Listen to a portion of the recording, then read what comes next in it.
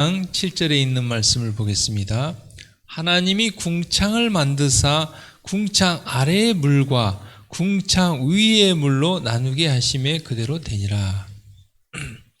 하나님께서 둘째 날 궁창을 만들었습니다. 궁창을 만들었다는 것은 이 대기권을 만들었다는 것입니다. 그런데 이 대기권 아래의 물과 대기권 위에 물이 있다고 성경이 기록하고 있습니다. 물론 대기권 아래의 물은 강물이나 호수나 이런 것들을 이야기합니다. 그럼 궁창 위의 물은 무엇인가 하는 것입니다.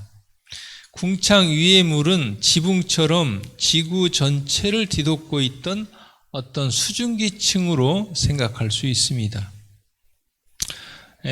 수증기의 열 전달에 의해서 지표면의 온도가 전체적으로 일정했다는 것이죠.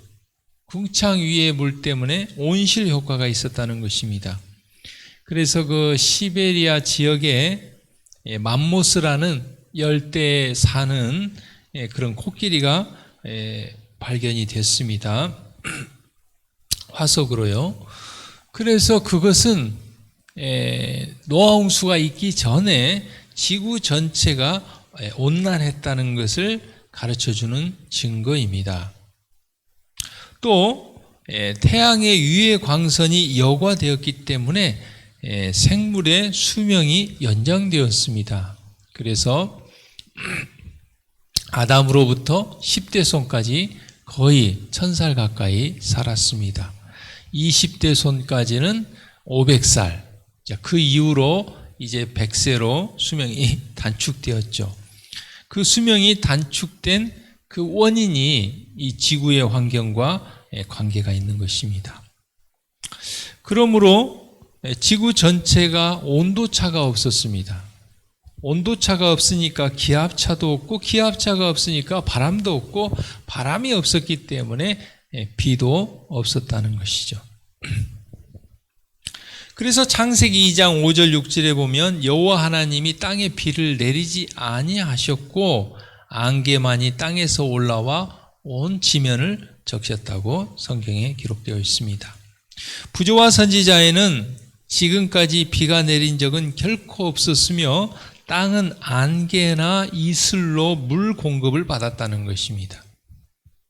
그러다가 이제 드디어 노아홍수 때 창세기 7장 11절과 12절에 보면 그날에 큰 기품의 샘들이 터졌으며 하늘의 창들이 열려서 40일 동안 비가 땅에 쏟아졌다고 했습니다. 그 하늘의 창들이 열렸다는 것이 뭐냐면 궁창 위에 물, 지구 전체를 덮고 있었던 그 수증기층이 쏟아져 내린 것이죠. 그래서 노아홍수 이후에 그 전에 없던 사계절의 변화가 생겼습니다.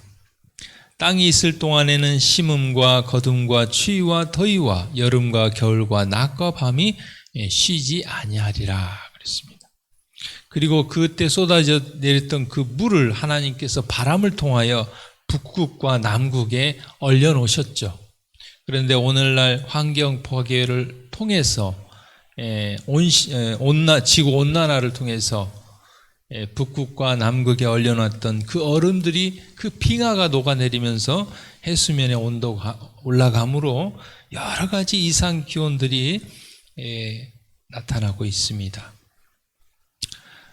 그래서 창세기 11장 24절에서 25절에 보면 아브라함의 아버지 데라의 아버지 나홀이 드디어 119세를 살았다 이렇게 성경이 기록됩니다. 그래서 사람의 수명이 1000살에서 500살, 드디어 우리가 살고 있는 현 시대에 100세까지 단축된 것은 물론 그 음식물의 변화, 육식을 한 것도 원인이 있겠지만 그것은 작은 원인이고 가장 중요한 것은 궁창 위에 물이 쏟아짐으로 말미암아 지구 전체의 사계절의 변화와 해로운 그런 광선을 막아주지 않은 것이 원인이라는 것을 알 수 있습니다. 오늘 이 아침에 같이 기도할 기도 제목은 우리 윤성민 전도사님 가정, 우리 지은의 가정을 위해서 기도해 주시기를 바랍니다. 어제 우리가 같이 기도했던 우리 그 전도사님 그 아이는 비록 한 550g이지만 그래도 아이가 이렇게 잘 태어났고 수술도 잘 마쳤다고 합니다. 그 어린 아이가 정말 건강하게 잘 자라기를 또 기도해 주시기를 바랍니다. 기도하겠습니다.